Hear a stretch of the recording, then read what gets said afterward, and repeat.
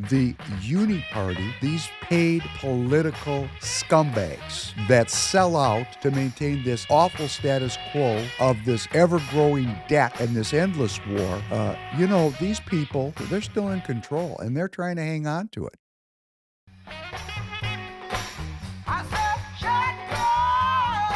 Welcome back to the Professor Penn podcast. This is David Penn, your host. Glad to be with you on this Tuesday night, April 29th, 7:30 p.m. Central Standard Time for episode number 201, another nuclear flashpoint. We'll be talking tonight about India, Pakistan, which is something that we need to pay attention to. But before we get there, I want to start out by welcoming all the new viewers and listeners. The podcast is growing very quickly, no doubt because so many of you are taking the time to repost the links to the podcast and to the clips in all your social channels. If you're doing that, I want to give you a sincere thank you. Thank you because as a political podcast, of course, I try, as I always like to say, I like to be entertaining. Every once in a while, we get some humor. Good morning, Tanner. Good morning. Tanner, I can be funny from time to time, right? Yeah, you crack me up with your one-liners. Occasionally, right? Occasionally. But as a political podcast, the way we're going to grow this is with the people that are interested in politics, which we know is not that many people. If you're fired up about politics, you are still in the minority, and one of the most important parts of what I consider to be my life mission is to get more American citizens excited about and involved in the political process, not political entertainment, but political process, which is also in its own way quite entertaining. And how do we do it? Well, we find a way to get involved in our local neighborhoods. Let me state for the new viewers and listeners, we spend a lot of time talking about international politics, globalism, national issues. But that's because those issues are pertinent in your neighborhood. This country is going to go one way or the other based on what happens where you live, the county you live in, the city you live in, the political district where both parties are operating. Do you know that in your neighborhood there is a Democrat political committee and a Republican political committee? And those committees are to organize the neighborhoods so that there is what's called a grassroots participation in politics.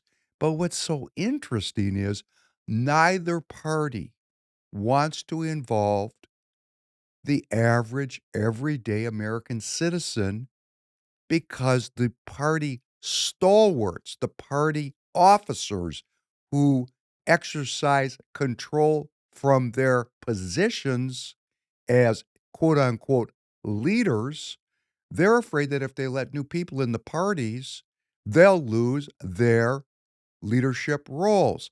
And they're not really leaders. They're on a committee serving the public.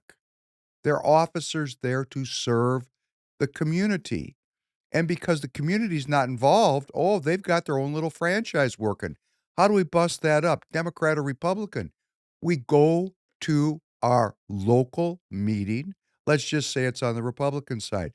You don't have to tell anybody what you believe or don't believe. They might ask you, and your answer is very simple. I'm a Republican, and I want to elect Republicans. And if they ask you anything else, you just say, I'm a Republican, and I want to elect Republicans. Very simple. And why do I say it like this? Because in both parties, Democrat and Republican, there's a revolt underway. And the first people that started the revolt are well known by the parties, and they get marginalized because the party leadership is clinging to power. They're clinging to power. They're doing the best they can to hang on. And every day, more and more people are getting involved in the process, weakening their tenuous hold on control. And when we get into the parties, when we the people, for example, go to precinctstrategy.com and learn how to get into the game of politics, when we actually go, like, for example, in Minnesota, where I live, I'm coming to you from the studios of Free People Radio here in Minneapolis, Minnesota, the belly of the beast, where we have communism in the upper Midwest. When we go in Minnesota to what's called caucus, which will be in February of 2026, and we become elected as delegates in our Senate districts, and then go to our Senate district convention and become elected as delegates to our congressional district and state conventions, we are the most important person in America's political system because we determine, those of us who are delegates, we determine who the parties endorse and work for to elect. And if you're not happy the way things are, I saw a poll this morning that 37% of the people um, support Trump. Only 30% of the people support Democrats. You're making a big deal. Trump's got the worst approval ratings in the history of polling, modern polling, at 100 days into his office, allegedly, as if we can trust the polls. The Democrats are polling even worse than Trump. And then everybody else is saying a pox on both your houses. Well, if that's how you feel about it, get involved. Get involved. Let's quit the complaining. Let's stop the hating and start participating. Isn't that great? There's your one-liners again. There's your one-liner, right. Are you young man, are you thinking about possibly going to caucus in 2026? I definitely it's not off the ideas that I have, but I just worry about time. But I don't wanna make that an excuse. A great point. A great point. Do you know, Tanner just brought up, oh my goodness, this could take so much time. Let me tell you how much time it's going to take you to change America. Are you ready? Are you sitting down? 6 hours a year. Can you handle 6 hours a year to protect the future of your daughter's life? Yeah, I guess 6 hours a year. I could afford that. 6 hours. You go to caucus, it's 3 hours. You go to your Senate, your state, your state uh, Senate district convention, it's 3 hours. You're in for 6 hours. There you go. You have to go to your congressional district or to your state convention, it's 3 hours. Every other year, it's about 6 hours a year to be a delegate. That's all it is. Okay, maybe I'm under, maybe it's 8 hours.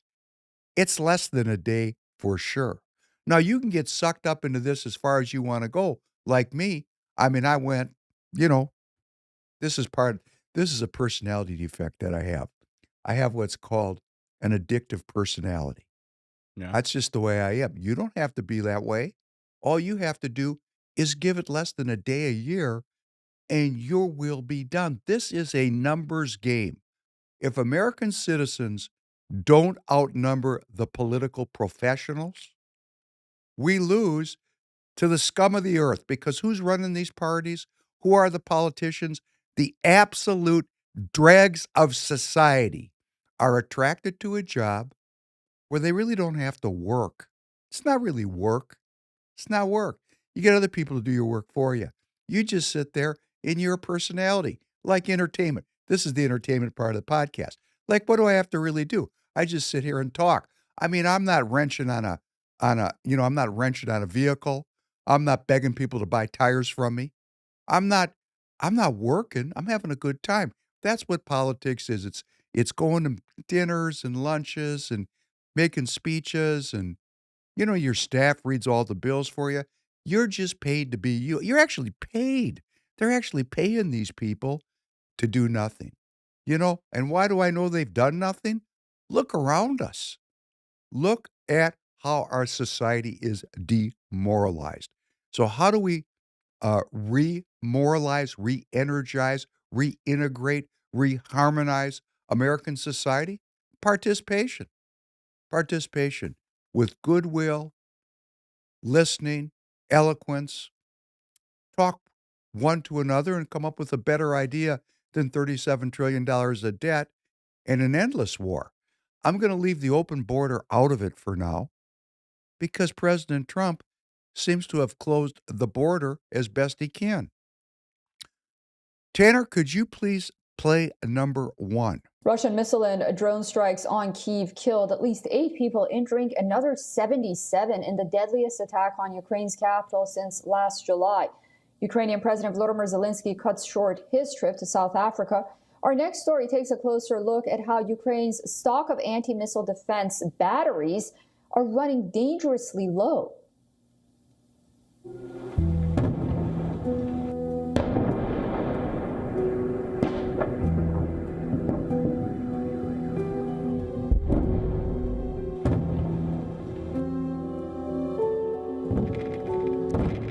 Explosions lit up Kyiv skies, a relentless barrage. 70 missiles and 145 drones streaming towards the Ukrainian capital, turning streets into infernos and buildings into tombs.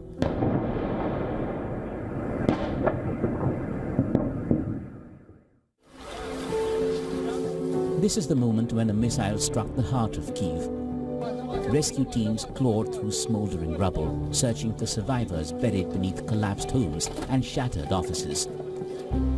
The assault, one of the largest on Kyiv since the war began, left a trail of charred vehicles, gutted apartments.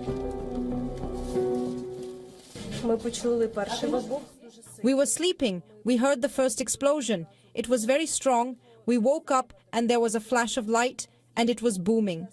The explosion was very strong. The windows in our apartment were damaged. Kitchen appliances flew off the windowsill, but luckily we are alive.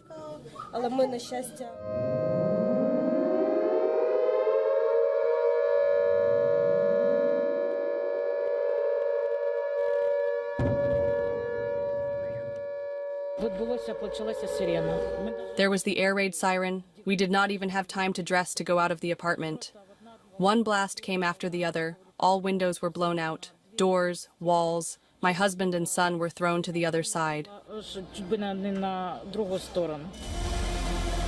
Facing every intensifying assault, Ukraine is facing a critical shortage of PATRIOT missile batteries.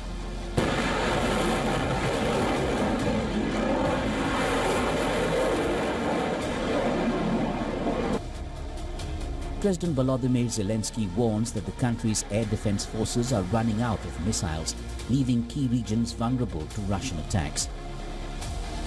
Ukraine's Franken-SAM systems, Soviet-era Buk launchers armed with NATO's Sea Sparrow missiles, and mobile R-73 units provided critical support, but stockpiles are dwindling fast.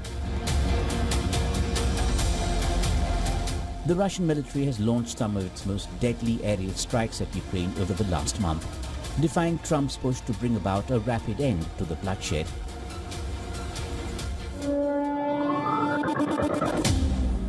An attack on Zelensky's hometown of Kryvyi Rih in early April killed at least 19. A ballistic missile strike on the center of the northeastern city of Sumy killed at least 35 on April 13th.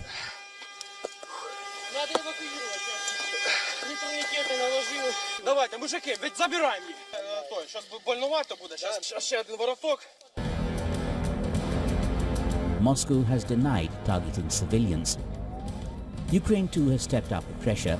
Ukrainian drones have hit deep inside Russian territory, striking depots in Bryansk and Belgorod, destroying munitions stockpiles, fueling the very missiles now raining down on Kyiv.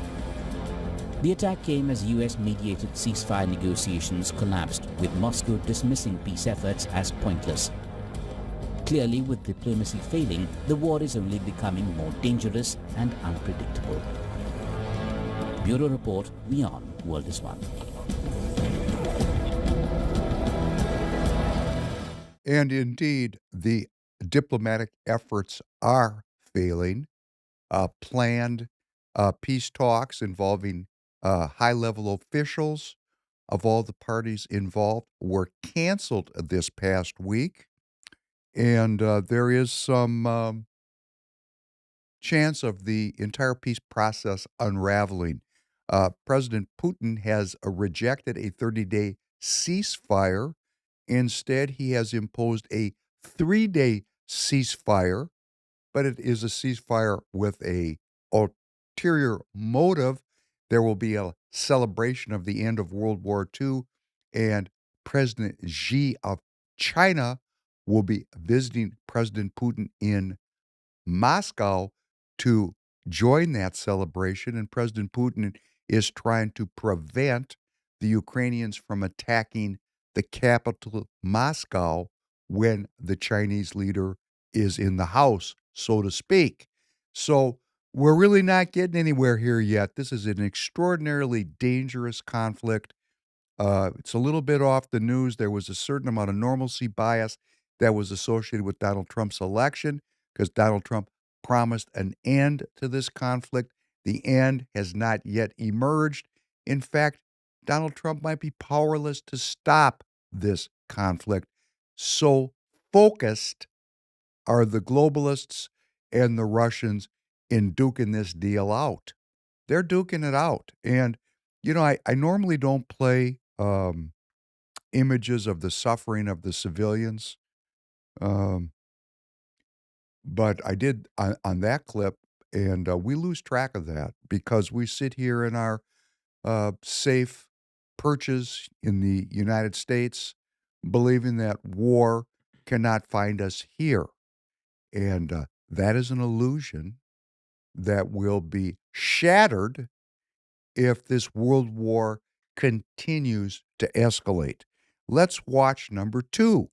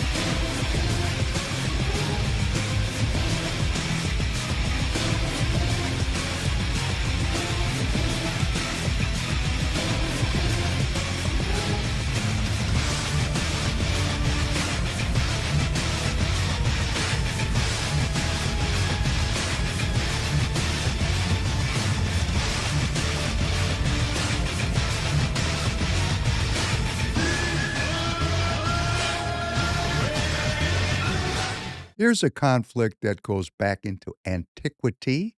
Uh, I'm just curious, do you have any idea what country that was, Tanner? Was that India? That was India. I'm This is gonna sound terrible, but I'm quite impressed that they were that organized. Because every time I see a clip of India, I think I see the worst of the slums. I've been there. I've been there, and I want to thank you for reminding me because I was gonna forget. I'm gonna share some of my India stories. Yeah. Uh, there is, 2 nuclear armed powers there, Pakistan and India. Actually, this is as I was saying, a conflict that goes back into antiquity. India was conquered by Muslim invaders, and there is a, uh, they're the same people, genetically, but these people are very sectarian. We have a Hindu group and a Muslim group. And then, of course, the British colonized India for a very long period of time. And when the colonial empire weakened, uh, and the British were going to withdraw from India, there was a decision made that the Muslims and the Hindus could not live together in the same political entity. So a new country was formed called Pakistan. It's nuclear armed, and India and Pakistan have fought 4 wars since the inception of Pakistan.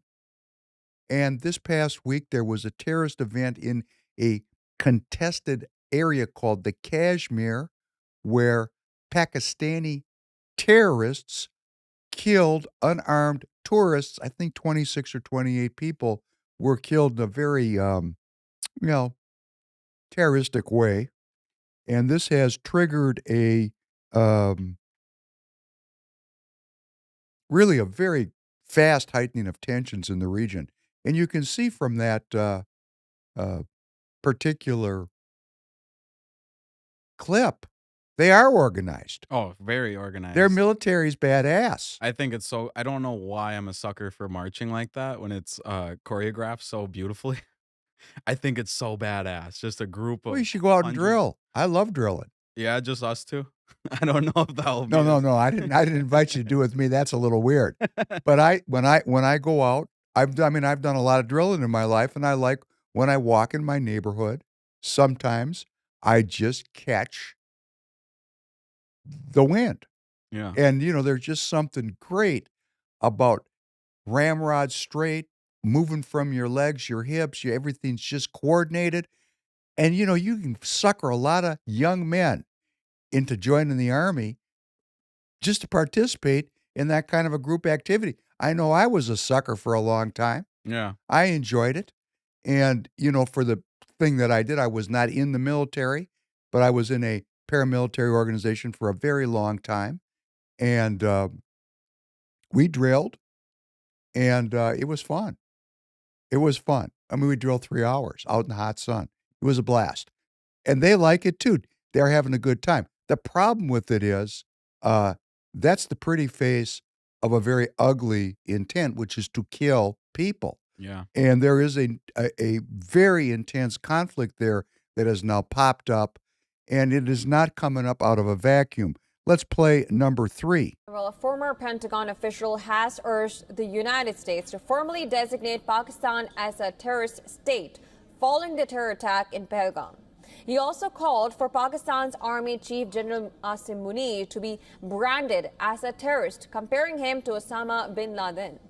Michael Rubin, a former Pentagon official and senior fellow at the American Enterprise Institute, lashed out at Pakistan and its top military leadership, especially General Asim Munir.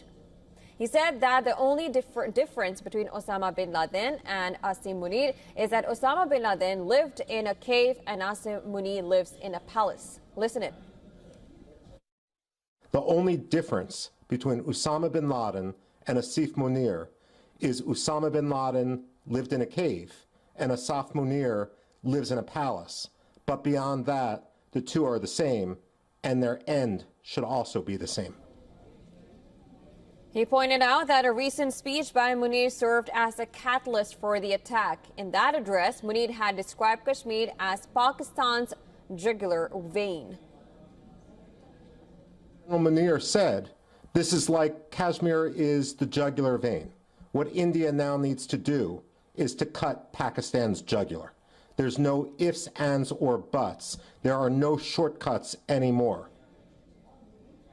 He urged Washington to formally designate Pakistan as a state sponsor of terrorism, adding that Pakistan remains a terror sponsor no matter how much we try to normalize it. This is very interesting. Who's this guy, Rubin? This guy is just an academic who has a spooky past. He's probably working for the agency. You can't really tell. He has an academic role. He's done a lot of paramilitary things himself. He's been all over the Middle East. I don't know how influential he really is, but this Indian news source was able to drag him out to say these very controversial things about the chief of army staff in Pakistan, General Munir. This is quite interesting, actually, because Pakistan has had, I think, 4 military coups since it was formed. So the military really runs the deal over there in Pakistan. This guy is Hefe. He's the boss. Now, historically, India was the leader of what was called the non-aligned nations. India does not have a great history of geopolitical involvement with the United States. It was, more tilted towards the communist side of the equation back when there was that East-West communist capitalist scam going on, that diversion. Uh, over the years, India has maintained its independence, but because it is developing economically, it is now more tilting towards the West, where the markets of the consumers are. Mm. Pakistan at one time was very tied to the United States during the Afghan War, kind of a double agent. Remember, they found Osama bin Laden living in a villa right down the block from Pakistan's military academy. So they're not without double agency, but they have had a lot of involvement with the U.S. And since Munir has been in, he has been tilting towards the Chinese because the Chinese have been investing in Pakistan. Pakistan is one of the countries that have been on the Chinese list of new places to put their manufacturing capacity. The United States and Europe have put duties on many Chinese products. So the Chinese have decentralized their production. They've gone to Vietnam and Cambodia and Thailand and Indonesia and Malaysia and Pakistan and Morocco and Mexico. So they've been moving out into the world to decentralize their manufacturing, their mercantilistic strategy. And Pakistan has got a lot of foreign direct investment from China. They're involved militarily. So I'm just going to posit for whatever it's worth. President Trump rolled out these reciprocal tariffs, which were really a threat to China's mercantilistic economic strategy. As I have said, the trade deficit with China, the country, is about 400 billion. We do about 500 billion up until that 145% tax was imposed. We were doing about $500 billion of imports. We had about 100 billion of exports. We had about a $400 billion trade deficit with China.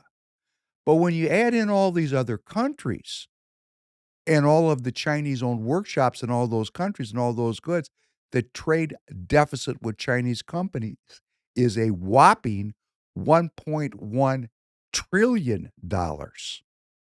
And that's what President Trump is trying to address. Now, this Pakistan-India thing has been pretty quiet for quite a long time. In fact, India and Pakistan, both countries have revoked visas, expelled diplomats. There had been quite an effort over the last 15 years since the last time these folks threw down to kind of web them together because they both have nuclear weapons. So, you don't want to have nuclear powers at each other's throats. Well, they're at each other's throats now. A terrorist group, a shady terrorist group that had never been heard of before, a bunch of terrorists went down into Kashmir, Indian Kashmir, and slaughtered a bunch of Hindus that were tourists. Like you and I decide we're going to go up north fishing, and while we're there, some Canadian terrorists come down and shoot us at close range. You know, it's kind of not a happy ending. You think you're going on holiday, and you're really going on holiday. It's the final holiday. So this pissed people off. Some of these victims were in their 80s. I mean, these were old, some of them were old people. And these countries are really, really squared off. And obviously, they like it, right? You could see from that clip of the Indian military. You know why I like that clip? They have the best military costumes on planet Earth. They look so cool. They are cool, aren't they? They're right up there with like how cool the Nazis looked at their peak. They just have that Oh no, they're organizational not that style. good. They're not that good. They're close. I want to show you a video. You go boss, man. Anyhow, back to the game. You're going to show us a I want clip? to show you a video because now that we're talking about India and Pakistan, this is kind of a funny video that me and my friends have known for a while. But now I kind of want to get your reaction to Are we it. just going to do this live right We now? might have to. It's just a minute. It's a minute long. Go ahead. Okay. Fire away, young man. I'll just keep filling the space. You tell me when you're ready. All right. My point is, these kind of things don't happen in a vacuum. President Roosevelt said, if it happens in politics, it happened for a reason. And war is politics by other means, according to von Clausewitz, a German military historian. China is very threatened by what President Trump is doing. China is really not in control of Pakistan, but as close to control as you can come. India stands to be a big beneficiary of this anti-China political effort being made by the Trump administration. If China gets knocked down, India's productive capacity is going to fill that void. Oh, is it possible that for some unseen, hidden reason, there is now a flare-up of Pakistani-Indian conflict, which could in some way deter, divert, detract from the potential Indian, the Indians have, this is the Indians' moment. And now it could be a nuclear moment. Now, it's not, I don't think it's going to go that far, but we need to watch it. You got a video for us? I got the video. Fire it up. My pledge is that I will be pilot and I'll help everyone. Pilot. Yeah, he's a pilot. Great. You see, this is the spirit. We love Pakistan. My pledge to my country is that when I will grow up, I will be the scientist like Dr. Abdul Qadir Khan, who helped Pakistan making the nuclear power. Inshallah, we have a bright future. We have here students who are going to make Pakistan a great nuclear nation. When I will grow up, I will be army and save Pakistan and destroy India. Strong army, wow, great! My pledge is to help people who are who need for like people money and all this. He's going to help the people in Pakistan. Great. I will open as much educational institution as possible, and I'm proud to be a Pakistani. The next generation of Pakistan is going to make Pakistan literacy 100%. My pledge to my country is that I will finish all corruption, and so we will prove to Pakistan is not less than any other country. Pakistan Zindabad.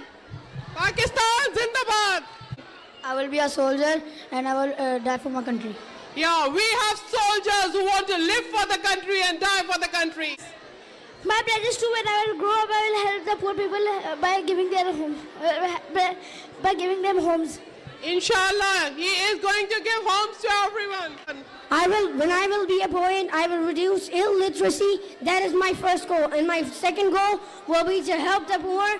Long live Pakistan. So the point here is that they're pretty fired up on Pakistan. Oh yeah. Well, you were talking about it and you're talking about the long time conflict. And I was like, oh my gosh, I know a video of, like when you're in kindergarten or something, and they ask you, what do you want to be when you grow up? A soldier, of course. Yeah, they didn't show the one clip. There's one student that he starts screaming, I will sacrifice my life for Pakistan.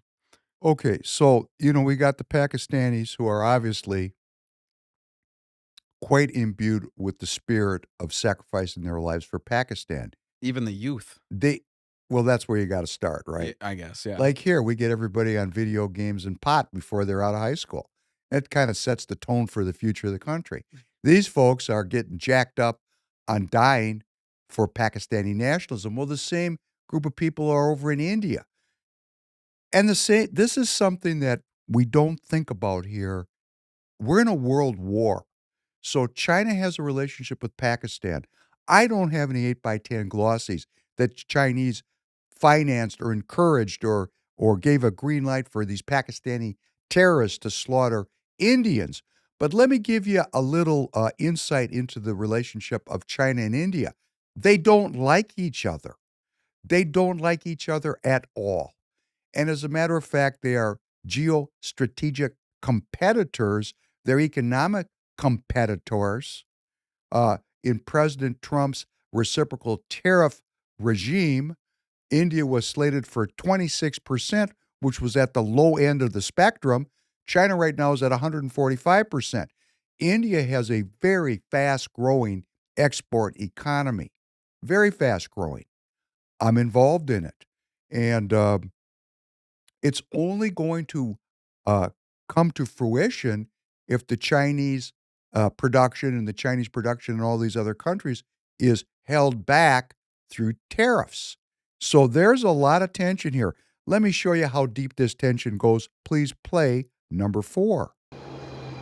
20 Indian soldiers have been killed fighting with Chinese troops on a disputed border region, according to the Indian Army and government sources. In a statement, the army said that 17 critically injured Indian troops had succumbed to their wounds, in addition to an officer and 2 soldiers who had died earlier. The incident happened on Monday, and the exact circumstances of the killing is not yet clear. Earlier on Tuesday, sources suggested a physical altercation had broken out and no shots were fired. At the time, the sources said the fight involved batons and throwing rocks. It's the first casualties in 53 years to result from a clash between the nuclear-armed neighbours. China blamed India for the clash on Monday, and the editor of the government-controlled Global Times said the Chinese military had also suffered casualties, without elaborating. India and China have been locked in a standoff in the Galwan Valley in western Himalayas for weeks, with both accusing each other of trespassing into the other's territory. That's good. Thank you very much. I'm just playing this clip. It's several years old to let you know that India and China are enemies. There's a tremendous amount of racism on both sides I would like to share. And Pakistan, now aligned much more closely with China, is really in the middle of this Indian-Chinese conflict, which is really the core of it. And just to give you an idea of how much these people hate each other, in this particular conflict that was in that clip, it came out afterwards. They didn't fight with guns. They didn't shoot at each other. They wrapped bats in barbed wire. Yeah.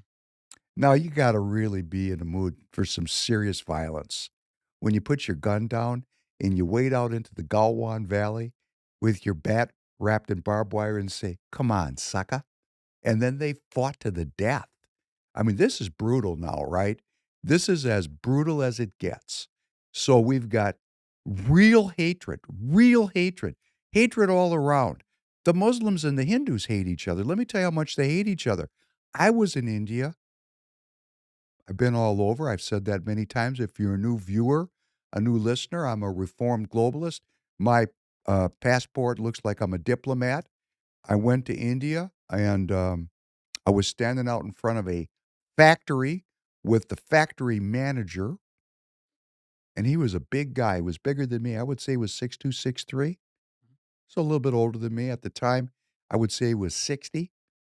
And a little kid, I don't know, 10, 12 years old, came up and started begging. You know, I'm an American, obviously, right? So he's begging for money. And he actually touched me, and he was pulling on my sleeve. And this factory manager hit this kid in the head as hard as he could and dropped him like a sack of rocks. This kid went down, could have died. I mean, he hit him to the death level. I mean, he hit him as hard as he could. And this was a little kid, right? Knocked him out cold. And I looked at the guy and I said, man, I mean, the look in my eyes was, what was that for? And his answer reminded me of the Wild West. He said to me, the only good Muslim is a dead Muslim. Oh, wow. And I looked at him, I said, I've heard that before over in South Dakota. I heard that before, you know?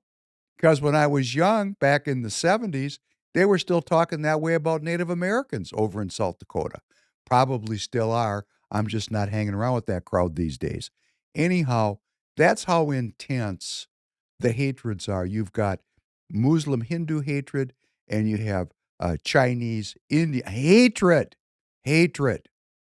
I mean, really, truly racist hatred. And what's kind of corny about the Hindu Muslim thing, there was a Star Trek. Any of you who, probably most of you are too young to remember the original Star Trek. Did you ever watch any of the original Star Trek episodes? No, I did not.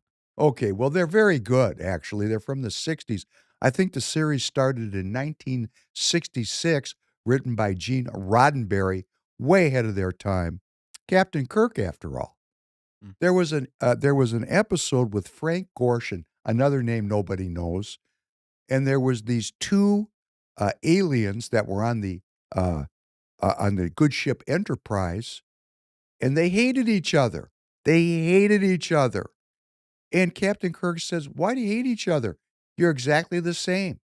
And Frank Gorshin said, "Don't you recognize I'm black on the right side of my face, and he's black on the left side of his face?" And to me, from an outside observer, that's kind of this thing going on with Pakistan and India. Now, obviously, if I was there, I would feel very differently about it. But from the outside, these people are the same. It's the same group of people. The sectarian violence is so heavy that they actually had to separate, kind of like liberals and conservatives. It could happen right here in the United States of America. It's a cautionary tale about sectarian violence. And nothing sums it up better than the Pakistanis speak Urdu and the Indians speak Hindi, and they're the same language, repackaged as two different ones. So this shows you how human beings can go down the rabbit hole of hatred and tear their country apart and slaughter each other. These wars that have gone on, these 4 wars, the first Kashmir War, these are the Indians and the Pakistanis. First Kashmir War, 1947 through 48. Nobody knows for sure, but the civilian casualties are estimated between 200,000 and 2 million, depending on what scholar you want to talk to. The second Kashmir War was in 1965. Unquantified. Nobody knows how many died. The Bangladeshi Liberation War in 1971. The place is so unstable that Pakistan had an east and west side. It split into 2 countries, and Bangladesh was formed. 1971. Nobody knows again. Somewhere between 300,000 and 3 million people died. And then they had the Kargil War in 1991, which was a very clear Indian victory, and nobody knows how many died in that war because you got so many people over there.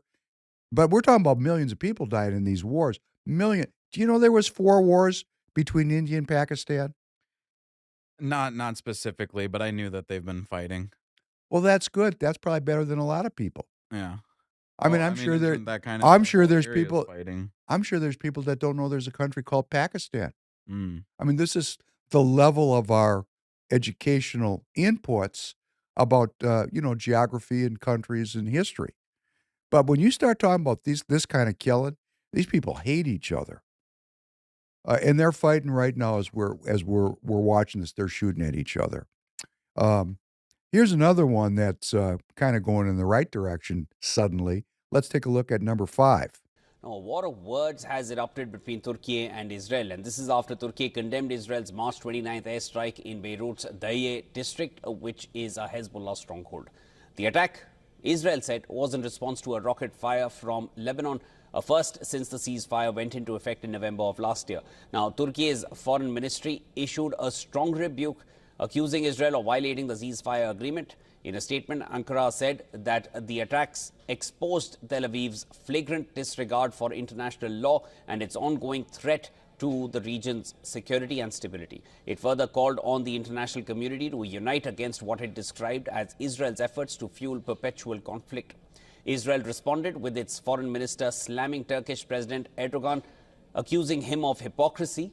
In a statement, Tel Aviv highlighted how, while violently suppressing his own citizens and carrying out mass arrests of political opponents, referring to Imamoglu. Erdogan is preaching lofty values to the international community. It rejected what it called Turkish president's ridiculous moral summons and highlighted the difference between Turkey and Israel, claiming that Tel Aviv acts to defend its citizens against real threats and actual attacks and would continue to do so. Now, Ankara called Tel Aviv's statement outrageous, and the allegations were disrespectful and baseless, and claimed that they are part of an effort to cover up the crimes committed by Israeli Prime Minister Netanyahu and his associates. This prompted Israel's foreign ministry to ask what bothered the Turkish foreign ministry. Once again referring to Erdogan as dictator, the Israeli ministry attempted to clarify what it alleged were the directions of no one but the Turkish president himself, to clearly state that Erdogan is not an anti-Semite, that he is not an obsessive hater of the Jewish state. Israel, in a scathing attack on the Turkish president, said everyone knows what he has done to nations and people in the region, from Cyprus to Syria. Also to his own people, adding that the true face has been exposed to all, his true face. Now, the heated exchange comes at a time that both Israel and Turkey are witnessing protests over the past few days. Tens of thousands have braved tear gas, pepper spray, rubber bullets and mass arrests in protests at the detention and the subsequent arrest of Istanbul's Mayor Ekrem Imamoglu.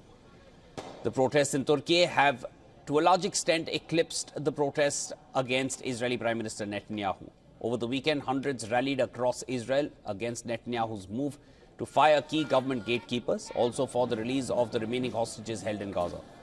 So we're in a world war. We have a line of conflict that extends from the Ukraine down to Yemen. Syria was part of the Iron Axis, the Iron Triangle. It was a client state of the Iranians. It was liberated, if you could use those words, from the Iron Triangle by Turkish-backed rebels who were actually former Al-Qaeda members.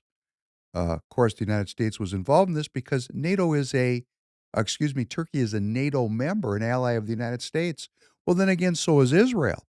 So now we have the Israeli military and the Turkish military face-to-face in Syria, and you can see the rhetoric was heating up, and President Trump intervened and told Prime Minister Netanyahu that we're not going to have any of this. And Turkey agreed to a provisional halt in shelling of a vital dam this past April 23rd, after months of fighting over control of the Tishreen Dam in Syria's Aleppo governorate. It's on hold now. Peace has broken out. President Trump is not getting a lot of credit because the Ukraine thing is still popping off a full blast, but he is keeping Israel and Turkey apart from each other, and they're clearly not friends. So whatever we can do as American citizens to advocate for peace, if we believe in peace, if we believe in a future for our children, it's time to get involved in politics. This is not a kidding around moment. Look at what's happening now in the China, India, Pakistan region. That's heating up. This is just yet another front in a growing conflagration that will consume everything if we, the people, don't advocate for peace. And of course, here in the Republican Party, we've got half of the Republicans wanting to stoke the flames of conflict because they think they're safe with their 4 flat screen TVs and their 2 cars in the garage, and that nothing is ever going to affect them where they live, and they are wrong. If you really want to see these conflicts continue, for example, in the Ukraine, you better be prepared to die for what you believe. If you're prepared to die for it, I respect you. If you're an armchair agitator, you can go bite a hog in the ass, because these are real conflicts with real people being killed and maimed. And I don't want to see anybody waving an Israeli flag or waving a Ukrainian flag unless you're ready to die for those flags. If you truly are prepared to die for those flags, I will respect your political position. But if you're just full of you know what, I don't respect you, because all you're doing is I'm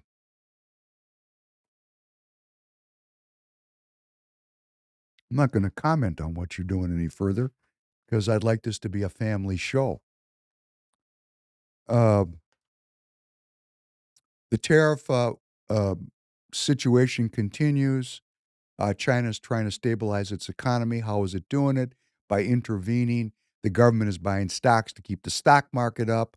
There's a good one for you. When the government comes in and buys the stocks so the stock market doesn't crash, there's a winner. The government is buy yuan so the value of their currency stays high. Meanwhile, our Federal Reserve is letting President Trump twist in the wind. The Federal Reserve is not intervening into the U.S. economy. It is not helping, which in effect is saying, we hope you fail.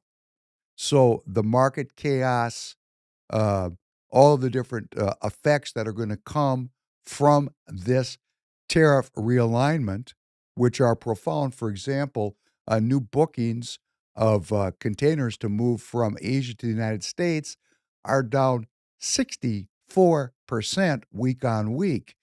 There's going to be a big shortage of products coming in about 3 or 4 months. There's actually going to be a shortage. I mean, I'm in the tire business. If you're a new viewer or listener, you don't know this, we are supported by a tire business strategy called tireget.com. That's TIREGET.com. It's everything you need in tires for your vehicles. We put them on 5 minutes from your house, wherever you are in this great country. The price is right. You got to buy your tires from someone. You buy them from Target, and you're supporting Free People Radio and the Professor Penn podcast, which is great. But I know there's going to be a tire shortage, because nobody can get there's certain kinds of tires right now nobody can even get. So it's coming. And if it's coming in the tire business, it's coming in a lot of businesses. And that's going to be something that Americans of my age group, I don't think we've ever experienced a product shortage. Mm. I don't think you have you? No, only for like unique items, but as a whole, no. Well, it's not going to be as a whole. I mean, there's going to be food, but I'll just give you a perfect example. There's a certain kind of tire called a specialty trailer radial. It goes on trailers, fifth wheel trailers. Right. A very large percentage of those tires were built in China. And with 145% tax, there's 0 of those coming into the country. And when you remove that Chinese supply from the mix, guess what? There's not enough tires to go around. Mm. And that's just one product. So there's a lot of disruption. Port volumes are going to plunge, and we're going to have to deal with it. There are 12 states now suing in federal district court to stop Trump's tariffs. Those states are Arizona, Colorado, Connecticut, Delaware, Illinois, Maine, Minnesota, which we're going to talk about in a minute, Oregon, Nevada, New Mexico, New York, and Vermont. California has sued separately, and the claim is that that President Trump cannot impose tariffs based on the International Emergency Economic Powers Act, the IEEPA. Actually, he can, and he did, but that will be for the courts to decide. There has been this growing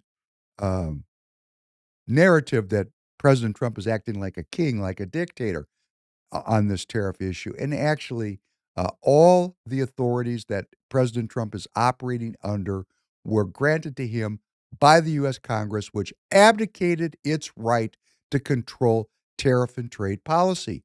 That's just a fact. Now, they can try to claw it back if they want to.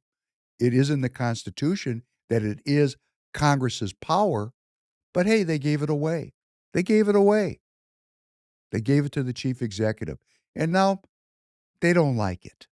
They don't like it because most, I'm not going to say all because that would be a cognitive distortion, but most of our elected representatives are complete and total sellouts. All you got to do is look at their campaign finance reports and look at where their money comes from, and you're going to recognize very quickly that these people are paid. They are sellouts.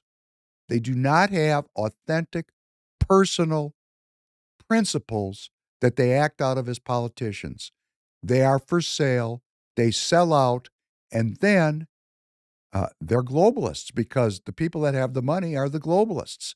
So they're very unhappy as a group that these changes are taking place. And then, of course, the media, which is also a sellout, part of the globalism, effort, has brainwashed we the people that the only thing that matters is how much you're paying for the G.I. Joe with the Kung Fu grip down at Walmart. And if you think that's the most important thing in life, then you are a communist because the only thing that matters is materialism. You don't believe in God. That's another scam, right? Marxism is about economics. No, Marxism is about bringing an end to Christianity.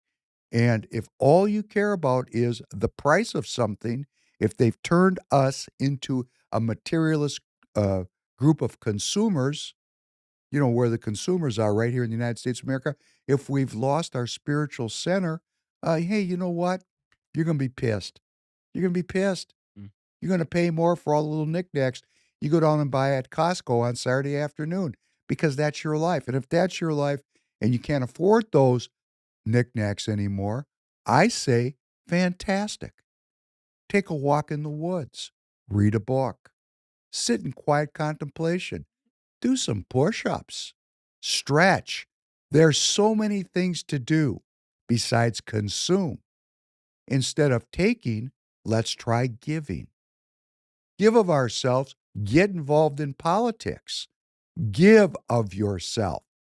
And for those of you who are interested in doing that, I'm going to say it. I was just coming in the studio today, writing my digital team to get our websites ready so that we can give you a place to go so that we can be involved with you more personally, which I certainly want to do.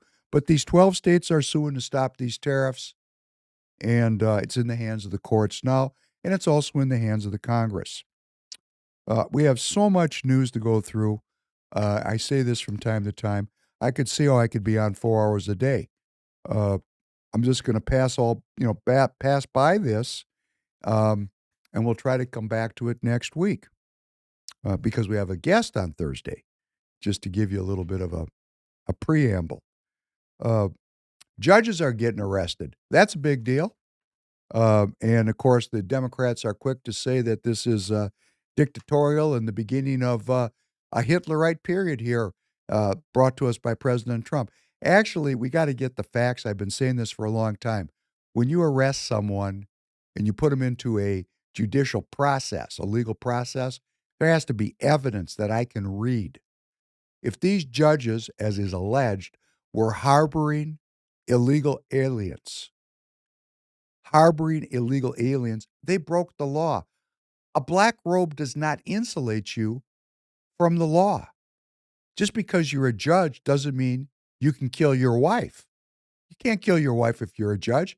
That'd make you a murderer. Got to go to jail. And just the same way, if you're breaking the law by harboring, by hiding people that are in the country illegally, you're a criminal. So let's see the evidence when it is presented in a court of law. I think what's really funny is I've been seeing is the headlines and everybody talking about that instance on X is they're just labeling it as Trump is arresting judges. They leave out the part of what they did. And I've been noticing this with like a lot of headlines. They do it with Oh my gosh, why am I blanking now? Um, the banning books. I've been seeing so many headlines that Trump bans books, but then it's just about like certain books he doesn't want in schools. Do you know that they consider that banned books in America? Yeah. I You in mean you my mean porn mind you a mean ban pornography that your daughter could go see in kindergarten or 1st grade? Yeah, they're right banning those books. right from a school though. They're not banning it from America. Like the way that in my mind when someone says a banned book, it means that if I have that physical copy at my house, that's illegal for me to have. But in Good point. America, Very good point. yeah, in America, if you Google like a list of banned books, they have a whole list, but it's just in that notion where it's like At school. at school. Right. Yeah. Well, who controls the media has a lot of control over what we think. That's why we're having a more diverse argument here in America because of this kind of digital technology, which is allowing me to talk to you. I have my own street corner. For those of you who are new, I'm not saying I'm right. I'm searching for truth from my perspective. Well, my perspective was Moxnished just a few years ago. All I could do is talk to myself. Now we have a community of thousands and thousands of people growing all the time. And this is going on all over, as you know, you're watching podcasts. This has broken the hold of the security state and their lapdogs, the mainstream media. It's broken their hold over the minds and hearts of the American citizens.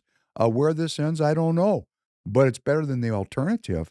After all, I'm old enough to say I believed in the magic bullet theory. And if you don't know what that is, look it up.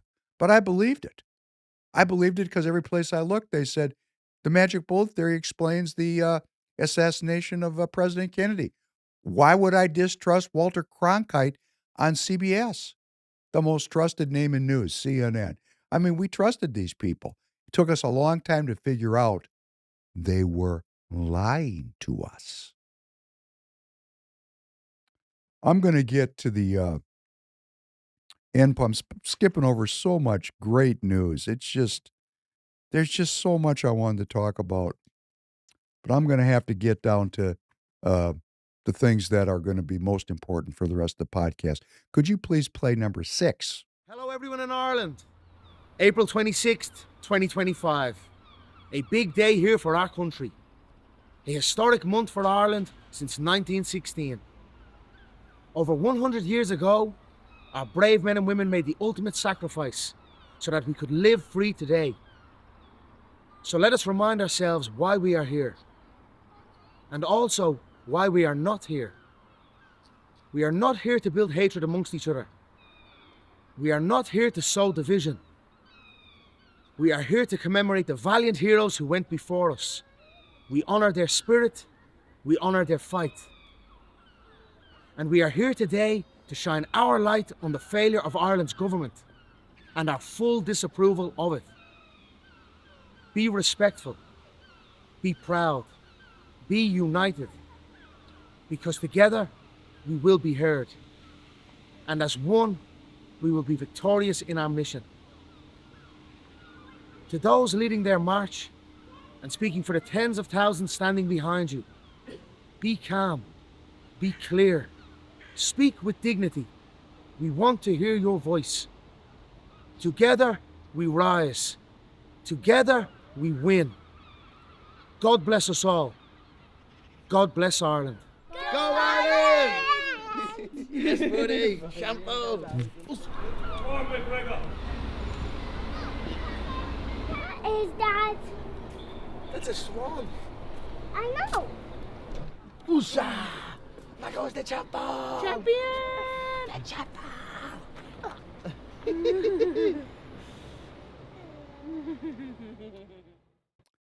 That's Conor McGregor, a budding superstar in politics, allegedly a marginal character in Irish politics. I doubt it. This guy is a international sensation. He has a huge following in Ireland of both Catholics and Protestants. He's a Catholic, but this is no longer about the traditional Catholic Protestant divide. It's about Irish nationalism and the loss of Irish sovereignty to the same kind of globalist strategies that are eroding our American sovereignty unrestricted immigration, the diminution of Irish cultural imperatives, the undemocratic process of the political parties in Ireland, making it not really a republic, not really a democratic polity, but actually a controlled globalist puzzle piece. And, Conor McGregor has jumped up out of nowhere and he's leading the charge to restore the people's rights in the country of Ireland. There was many things that were interesting about that. Number one was, hey, what a suit. Yeah. If I ever start making some money again, I'm going to dress like that. Man, that was badass. He's looking great. And they had the images of his family. He was convicted in a civil court of rape, which was, maybe true, maybe not true. I wasn't there. I don't know. But he is definitely trying to restore his image with the religious people in his country because he has those beautiful children and his wife obviously loving him to do that clip. And he said, we're not here to sow division. We're not here to sow hatred.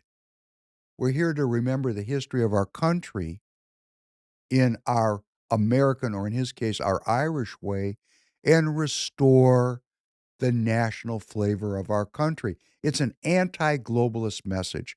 And there it is from one of the most famous people living today on planet Earth. It's worth noting. It's worth watching. So here in Minnesota, in your state too, politics is a lot about outflanking and about grabbing someone else's message and repurposing it against them. There's a great effort on the part of the establishment to call the so-called MAGA movement or the American citizens the Republicans in name only. In other words, we're having a battle in the Republican Party about what it is to be a Republican. And the comment here from Alex Plekish, the chair of Min GOP, and from the elected political class here in Minnesota and wherever you are, it's the same thing, is that, we need to unify. We need to unify. Unity. Always talking about unity. And, the hold of these people on power has been weakened substantially. In some areas, broken. But overall, throughout the country, the uni party, in both Democrat and Republican Party, both of parties, these paid political scumbags that sell out to maintain this awful status quo of this ever-growing debt and this endless war. These people, they're in control. They're still in control, and they're trying to hang on to it. And the argument you hear if you happen to get involved in politics is, we're better off with a Republican than we are with a Democrat. So, if there's an election and there's a Republican running, he's got an hour after their name, surely you're going to support that Republican, even if they're a soft Republican or a moderate Republican, because that's the thing to do after all. They're Republicans. That's better than the Democrat. Well, let me read to you something that Alexander Hamilton, a famous name, right? You've heard that name? No. Great. We've got subject material for next week's podcast. Okay. Alexander Hamilton was one of the biggest bangers in the formation of this country. And here's a quote from him. If we must have an enemy at the head of government, let it be one whom we can oppose and for whom we are not responsible, who will not involve our party in the disgrace of his foolish and bad measures. I'm going to read it one more time because it bears some consideration.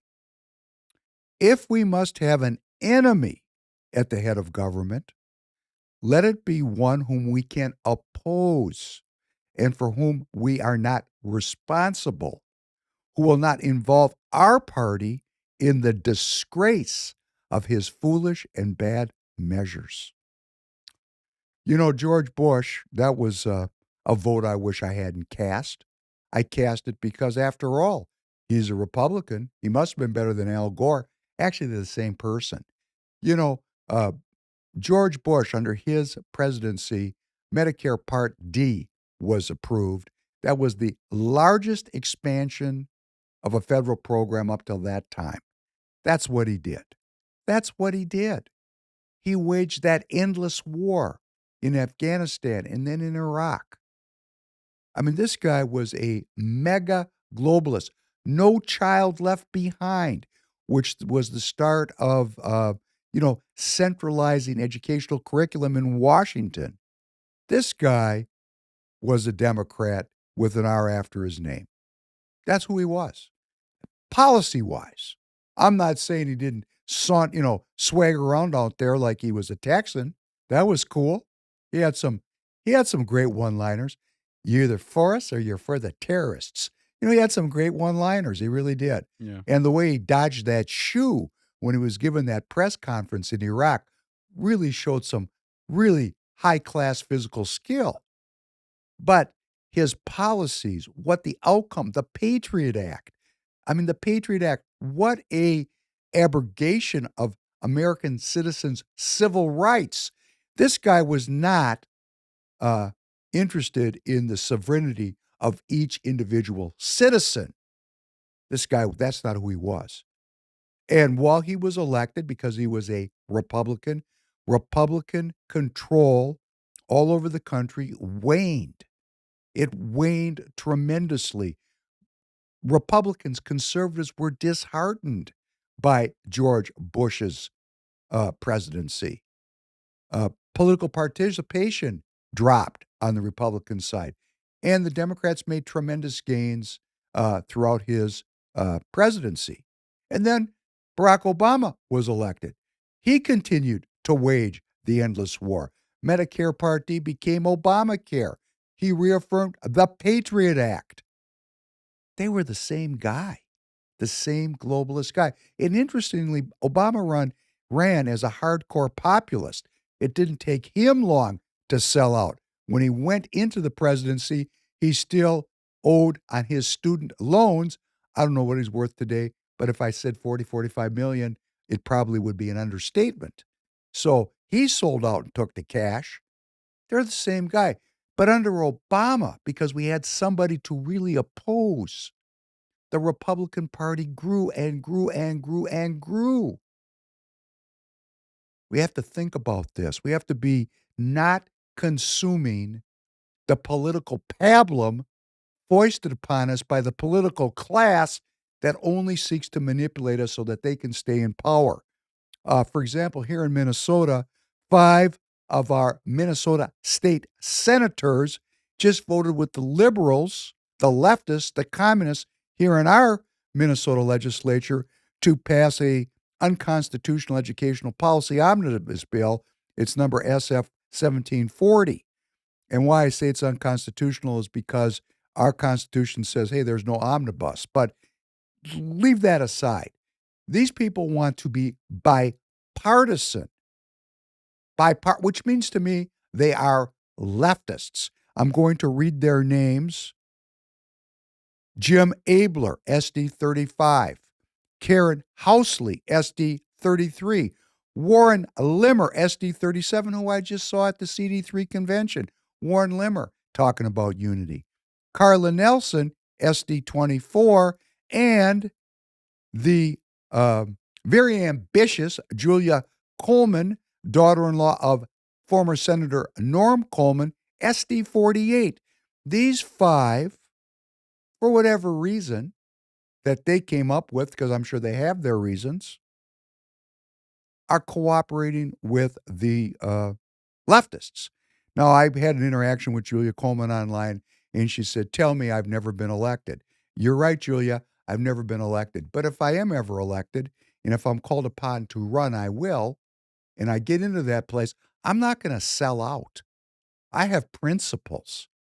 I'm not interested in being a politician. I'm an American citizen. I care about my sovereignty. Now, you're going to have all kinds of reasons, and you're welcome to come on the show. I invite you on here. I'd love to talk to you. You're a very intelligent person. I just don't understand why you would do anything to help these people. I'd rather see gridlock.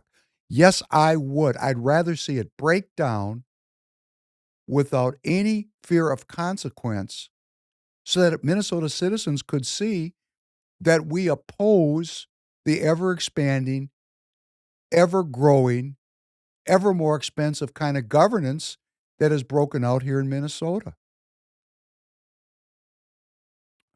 I want to correct something. I keep talking about a guy named Bobby Bishop. I'll tell you a story about this. My mother, leftist extraordinaire, as I went through my path in life and I joined these different things and do these different things, I joined a paramilitary organization called the Tang Sudo Mudakwon in 1979.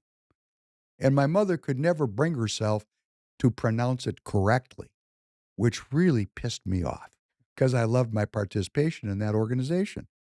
And I think in a very similar fashion, because this Bobby Benson bothers me so much, I keep calling him Bobby Bishop because there's a Craig Bishop that runs CD7.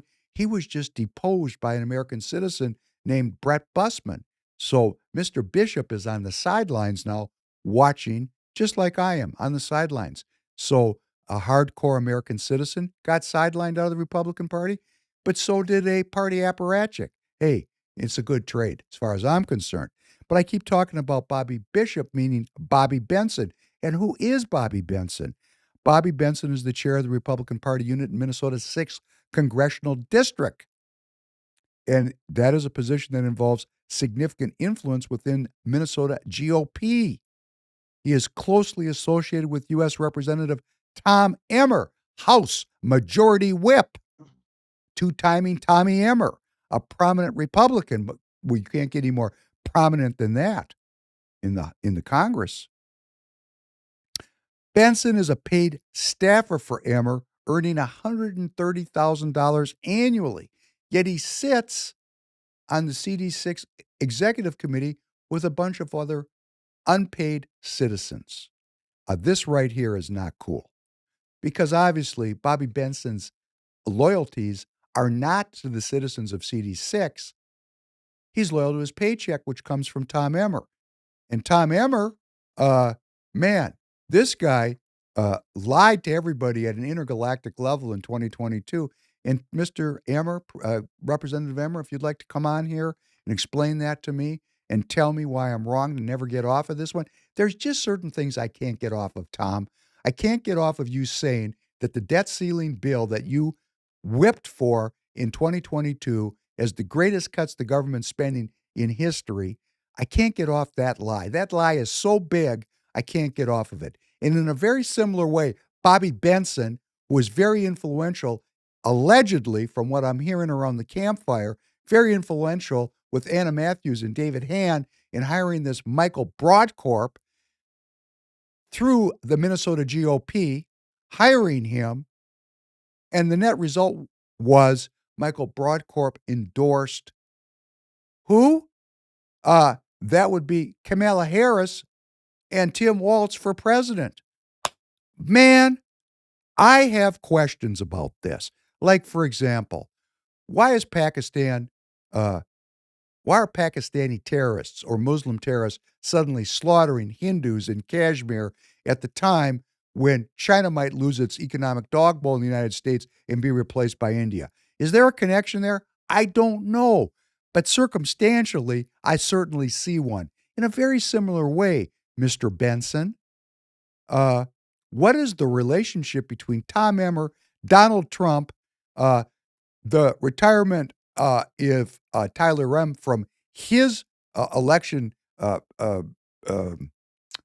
the endorsed candidate retired and was replaced by a Emmerite, Joe Tarab, which broke the heart of a lot of people. And at the same time, there's a paid influencer who endorses Kamala Harris and trashes many endorsed Republican candidates, not just Royce White, but also Steve Boyd. And now he's trashing Brett Bussman, who beat Craig Bishop. What is going on here? I mean, it's kind of circumstantial, but you know, in politics, nothing happens by accident. So what is really going on? So this Bobby Benson in CD6 CD6 citizens? What has gone on just recently? Bobby Benson was accused of rigging the CD6 GOP process in favor of Emmer's interests, undermining grassroots conservative candidates. For example, during the 2025 CD6 convention, Jody Welsh, a conservative activist, was blocked from running against Benson for the chair position. Similar U.S. Senate candidate Royce White was barred from speaking at the convention. Another instance involved Chris Corey, a conservative candidate who was censored and removed from an endorsing convention for challenging Emmer, further fueling claims of a rigged process. You know where this comes from, Bobby? This comes from Grok. I didn't write this. I just put into Grok, who is Bobby Benson. Grok is the AI module in X. So, you're getting quite famous with Mr. Grok. Benson, along with Emmer, and I'm going to continue. This is Grok. This is not David Penn. Benson, along with Emmer and other establishment Republicans, have been accused of threatening to withhold donations to Minnesota GOP to weaken the party financially and maintain control.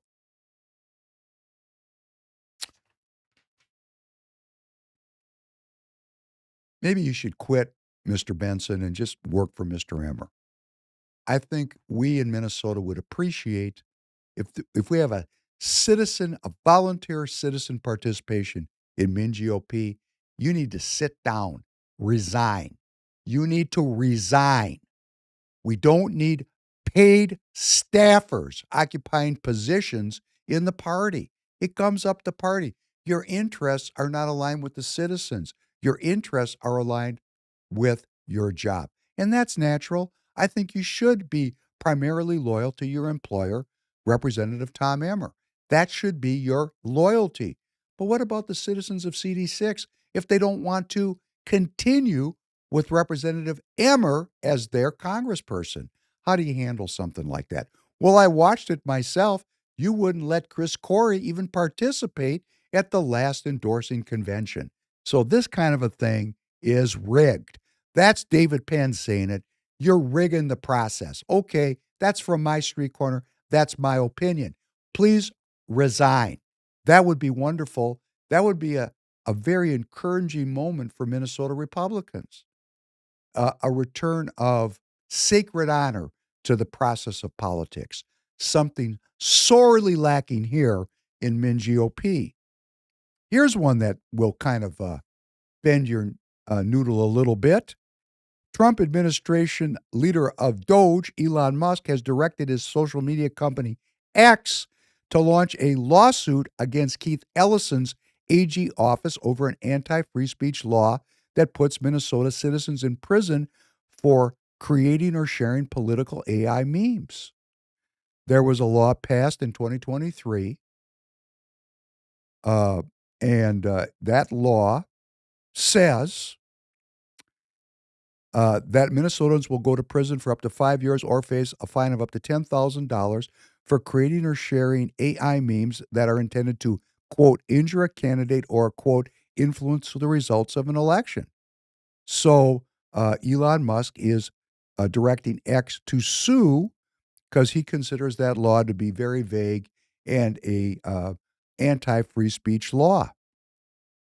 Interestingly, this law passed with bipartisan support. Bipartisan support. So both Republicans and Democrats alike in the Minnesota legislature believed that for creating an AI meme,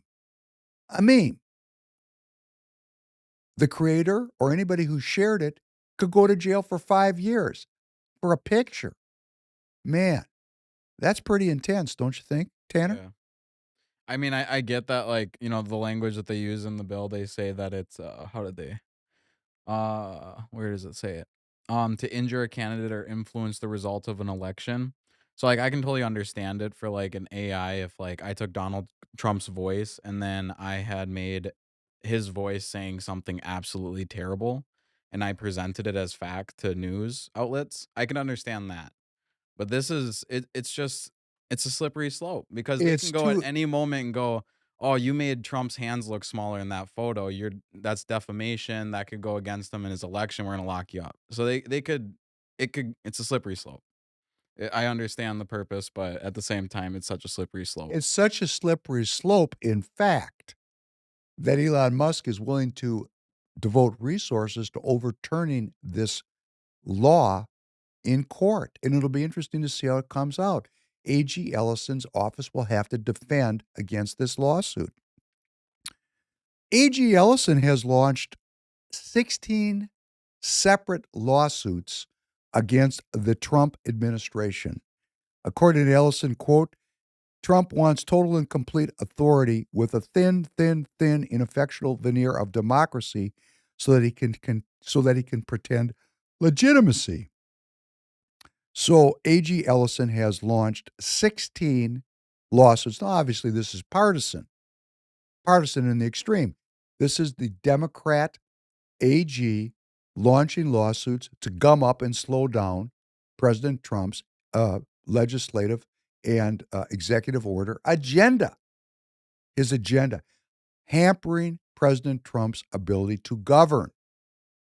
And these lawsuits are across a whole range. We just said Minnesota sued to overturn the tariffs. Well, there's all kinds of other lawsuits, across all the usual suspects. So that's Keith Ellison's prerogative to do that. And there's a long article that was published in the Minneapolis Star-Tribune about this.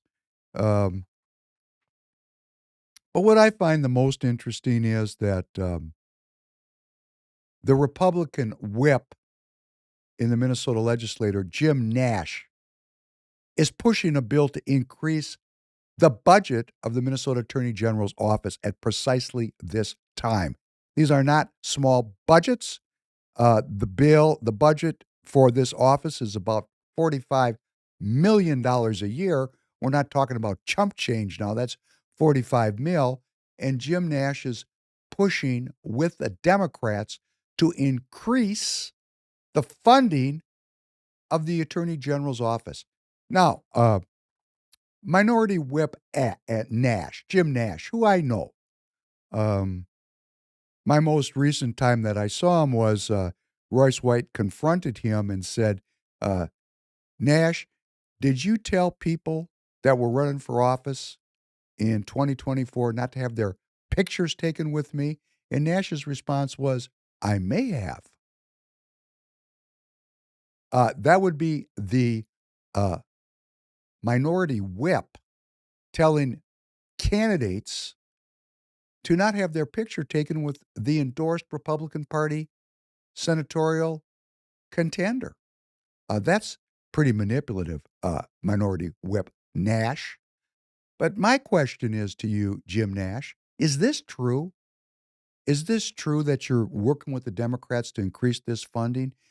Again, because circumstantially, I don't know what's in your mind, what's in the mind of everybody, but certainly giving more money to A.G. Ellison's office would give him more resources to pursue these lawsuits against the Trump administration. Maybe you don't recognize it, which would make you stupid. If you do recognize it, why are you helping? I mean, is this any relationship to Bobby Benson and Tom Emmer and this whole, are you guys really for President Trump and the leader of the party? Or are you anti-President Trump beneath your MAGA hats? What you're really doing is not helping. What you're really doing is undermining. So if that's the case, I'm going to call you out and I'm going to go back and I'm going to read this once again, because what you guys are facing now is organized resistance. Now, I'm not looking to unseat any of you. I'm looking to use this platform and all the citizens that watch this.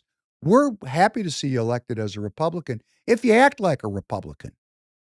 See, this pressure is going to make you act. I've already done this with Andrew Myers. I've watched his behavior change because he knows I'm watching him. Danny Nadeau knows I'm watching him. And I'm not the only one watching him, because when I watch, I spread it out. Now everybody's watching Danny Nadeau and Andrew Myers and Jim Nash and Bobby Benson. You guys are being watched, and you're going to be opposed when you do not support the Republican president. as Tom Emmer does every time he tweets. We just want everybody to actually support the president, both overtly and covertly in every action that you do, because we're in an existential struggle for the sovereignty of the United States of America and for republicanism in our country. So we're not going to back off on this. I'm not going to back off on it. And I'm watching more and more citizens join with me on X, reposting the links when I ask questions. And I'm not accusing, I'm asking you, Jim Nash. Do you know, why are you doing this? Come on the show, tell me. I offer you safe passage and a very nice dialogue. I think the entire audience would like to know. And I'm going to end with this. I'm going to read it one more time, because all of you are going to have to make a decision how you're going to play this game now. If we must have an enemy at the head of government, let it be one whom we can oppose and for whom we are not responsible, who will not involve our Republican Party in the disgrace of foolish and bad measures. I want to see Republicans get elected. But what it is to be a Republican, how Republicans act, what we believe, what we do is up now for resolution. And we're going to fight this fight. We're going to fight this fight. I am ideas driven. If you love President Trump, I think that's great. But what I love is the idea of having a sovereign nation with a border where I can self-govern. I reject globalism. I reject international structures which reduce my personal sovereignty. I want to govern in my neighborhood. I want to be free. I want to live, and I want to pursue happiness, the natural rights granted to me by my Creator. And any legislative initiatives which detract from those natural rights, I will call out and oppose. Thank you very much. David Penn, so glad to be with you. If you're new, please come back. Please repost the links, all of you. If you're watching me on X, on Royce's X, thank you so much. We have a very big audience on Royce White's X channel. It's so easy for you to repost this link. Just repost it. Please, we get about 4, 6, 8 reposts an episode. How about 400 reposts this time? We're getting 1,500 people watching. Thank you so much for joining me on Royce's X. Just so you know, we're over on YouTube where I'm in the live chat. You're welcome to come over. But wherever you watch the content, wherever you support Free People Radio, sincerely, thank you. Tanner, thank you too. Of course. Have a good night, everybody.